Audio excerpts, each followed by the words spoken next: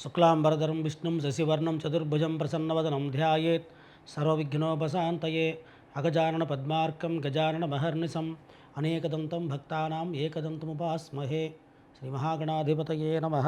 గురుబ్రహ్మ గురుర్విష్ణు గురుదేవో మహేశ్వర గురు సాక్షాత్ పరబ్రహ్మ తస్మై శ్రీ గురవే నమః.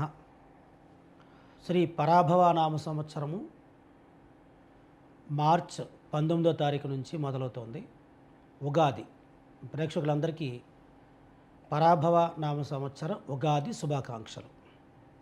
ఈ సంవత్సరంలో 12 రాసుల వాళ్ళకి ఎలా ఉంటుందో తెలుసుకుందాం. ప్రేక్షకులందరికీ పరాభవ నామ సంవత్సర ఉగాది శుభాకాంక్షలు. ఈ సంవత్సరంలో ప్రతి రాశి వాళ్ళకి ఎలా ఉంటుందో మనం తెలుసుకుందాం.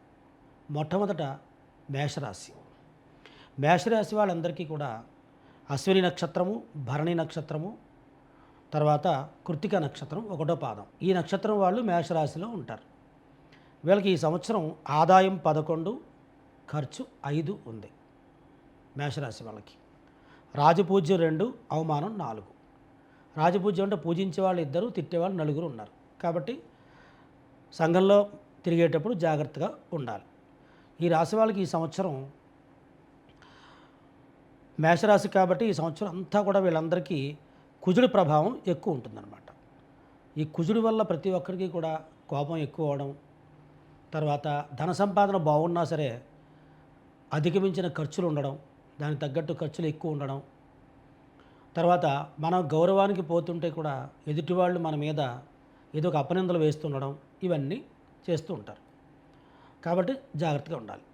ఈ రాశి వాళ్ళందరికీ కూడా కుజుడు అష్టమాధిపతి అవుతాడు. అష్టమాధిపతి అంటే ఏమిటి? ఆరోగ్యాన్ని ఇచ్చే గ్రహం ఈయనే అన్నమాట. అంచేత ఆరోగ్యరీత్యా వాహన ప్రమాదాలు లేకపోతే వాహనాల మీద ప్రయాణం చేయడం కొంచెం తగ్గించుకోవాలి, లేకపోతే ఇబ్బందులు పడే అవకాశాలు ఉంటాయి. కాబట్టి ప్రతి ఒక్కరూ కూడా ఈ రాశి వాళ్ళు ఎవరైతే ఉంటారో చైత్రమాసంలో గ్రహ సంచారం అనుకూలంగా లేనందున అన్ని రంగాల వాళ్ళకి కూడా కొంచెం ఇబ్బందులు ఉంటాయి. వైశాఖ మాసం చాలా బాగుంటుంది, కానీ 12వ ఇంట గ్రహచారం బాగలేదు కాబట్టి అనుకోని ఖర్చులు మీకు వస్తూ ఉంటాయి. తర్వాత జ్యేష్ఠమాసం అనుకూలంగా గ్రహాల అనుకూలం మూలంగా గత 3 నెలల నుంచి మీరు బాధపడుతున్నవన్నీ కూడా చాలా బాగా ముందుకెళ్తాయి. కాబట్టి ఎవరైనా ఉద్యోగం చేసేవాళ్ళు ఈ మేషరాశిలో వ్యాపారం చేసేవాళ్ళు ఉంటే వాళ్ళకి శనికి బాగా పూజ చేసుకోండి. శనికి పూజ చేయడం ద్వారా ఉద్యోగం బాగుంటుంది, అలాగే వ్యాపారంలో అభివృద్ధి చెందుతారు. చాలామందికి ఏంటంటే ఈ కుజగ్రహం వల్ల వచ్చే కోపం వల్ల ఉద్యోగం చేసే చోట వీళ్ళు సహనంతో లేకపోవడం వల్ల అక్కడి నుంచి అపనిందలు పొందుతూ ఉంటారన్నమాట. రాజపూజ్యం తగ్గింది, అవమానం ఎక్కువైంది. దీని అర్థం ఏంటంటే మనం పనిచేసే చోట మనం మాటలు పడుతూ ఉంటామని చెప్పడం, అంతే తప్ప దీంట్లో ఏం జరగవు. కాబట్టి శనికి బాగా పూజ చేసుకోండి ఈ సంవత్సరము మేషరాశి వాళ్ళు. అలాగే కుజుడికి పూజ చేయండి. సుబ్రహ్మణ్య స్వామి వారికి శనికి పూజ చేయడం ద్వారా మేషరాశి వాళ్ళకి వచ్చే జూలై నుంచి చాలా మంచి జరిగే అవకాశం కనబడుతుంది. ఈ రాశి వాళ్ళందరూ కూడా ప్రతి మంగళవారము కుజుడికి పూజ చేస్తూ సుబ్రహ్మణ్య స్వామి వారికి ఒక 11 వారాలు అభిషేకం చేసుకోండి. అలాగే శనికి పూజ చేస్తూ ప్రతి శనివారము కూడా ఈశ్వరుడికి అభిషేకం చేసుకోండి.